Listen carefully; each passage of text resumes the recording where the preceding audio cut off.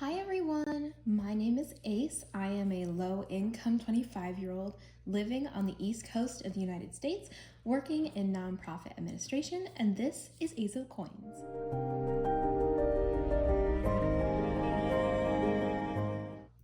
Welcome back, or welcome if you're new. You may notice that this is not my usual setup. I'm actually in the city visiting my boyfriend at his university. So if you hear any traffic or anything, I apologize for that, but we are basically in the center of a large city on the East Coast. So basically what I'm going to be doing today, despite not being in my usual filming setting, is I wanted to get a new budget video up for you guys. I won't be doing a cash stuffing in this video. I will be cash stuffing my first December paycheck next week.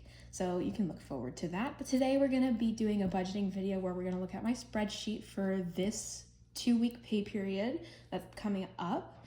And we're gonna be moving some things around because I did actually cancel my medical and dental insurance through the state. So as of 2026, I will not have insurance through the state anymore just because it is so expensive and I don't go to the doctor or the dentist nearly enough to make up for how much I'm paying toward it. So we'll be adding in an extra $162.44 since I've canceled that. I did pay the bill for December already on December 1st. So after this payment, I won't be paying any more toward that. Also, on another note, I wanted to give you guys an update that it has been confirmed that my boyfriend and I will be moving to Texas in the next few months. So that's super exciting. I'm actually doing some job searching right now for that, and I'll keep you guys posted. There isn't any development within that area yet, but I'll let you know once more exciting news comes around. So we're currently looking for an apartment in Texas, and this is it's super exciting. It's a lot of new territory, but that's where we're at right now. So let's jump into my budgeting video for today and see where we can allocate this extra money from my insurance. Okay, so today we will be doing my budget for my first December paycheck, which is scene 23 within my finance gamification spreadsheet. And this is just kind of to get an idea of what my budgeting looks like now that I am being paid a consistent $20 an hour. So what my paycheck looks like each pay period is I get paid $1,292.56.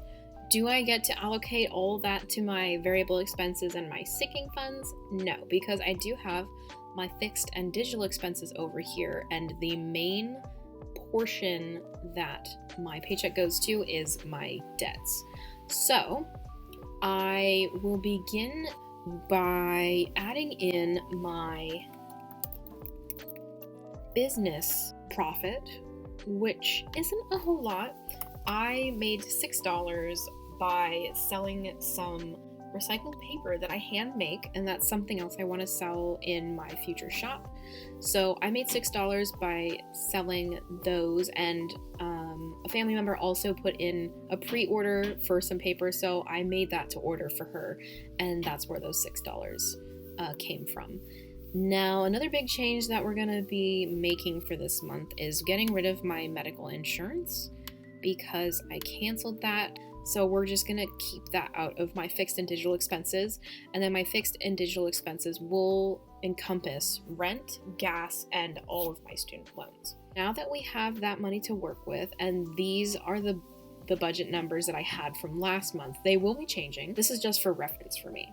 So for rent, we're going to keep it at $200. Gas, we're going to keep it at $40. For subscriptions, we don't need to put anything. My debts, I don't know why that's there. I'm going to remove this, I think, because I don't know why that's there. But I am budgeting $250 for my one private loan, $200 for my other private loan, and that's the same all the time. $27 for this AA, $25 for AC. These are all my federal loans, by the way. $27 for AE, $10 for AF, $17.50 for AG, and $22.50 for AH.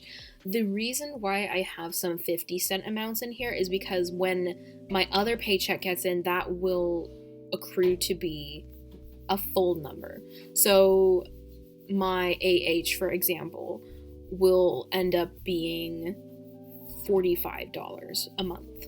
And that's just that math is based off of what my federal loan calculator says I should be putting toward it each month in order to get consistent payments toward not only the interest but also to my principal. So that's the reason why that is set up with some 50-cent increments there.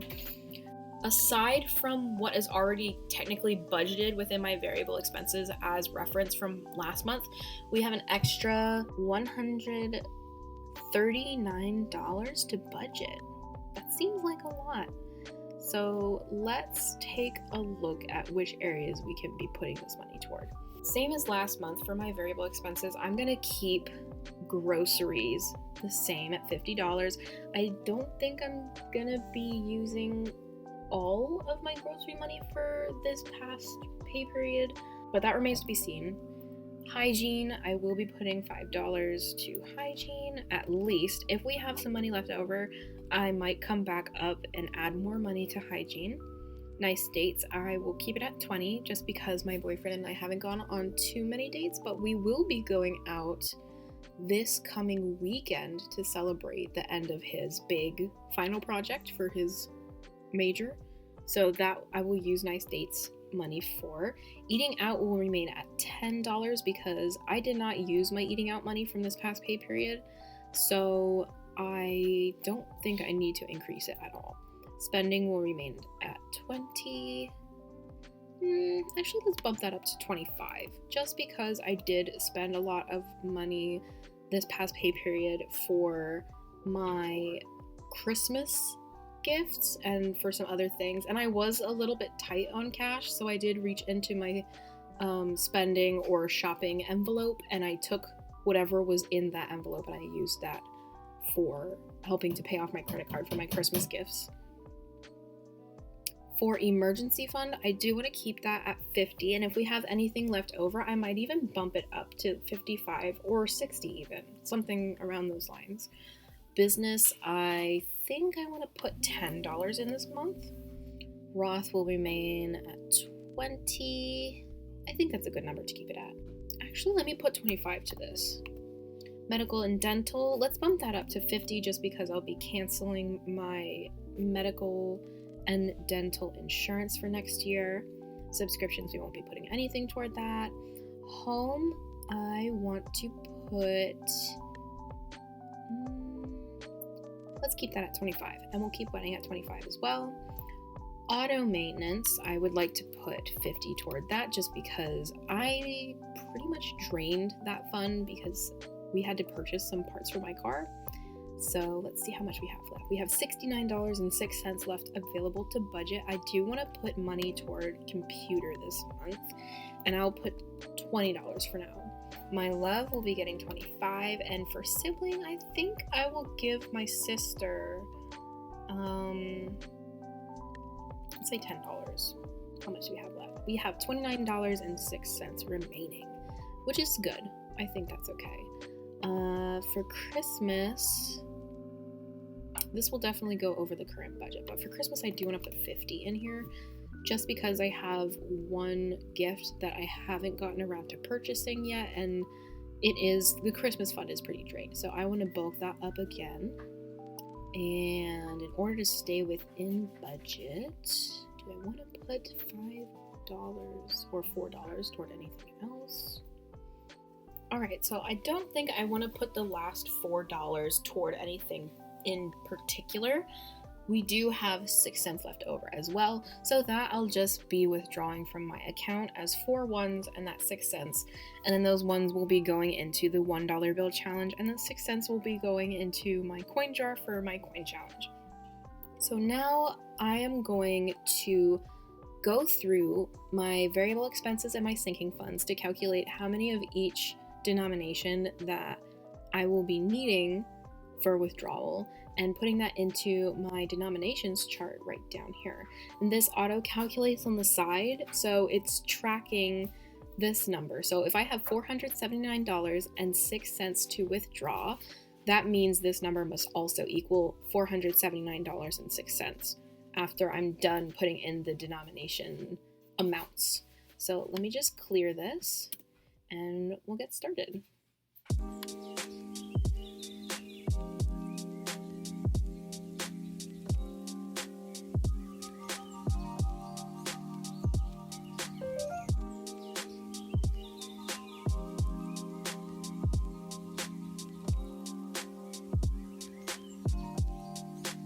And there we go. We've got those 4 ones and that's 6 cents total, and it matches the available to withdraw at $479.06. So when I go to the bank, I'll just present this denominations table to the teller and I'll be able to get the denominations that I require in order to do my cash stuffing.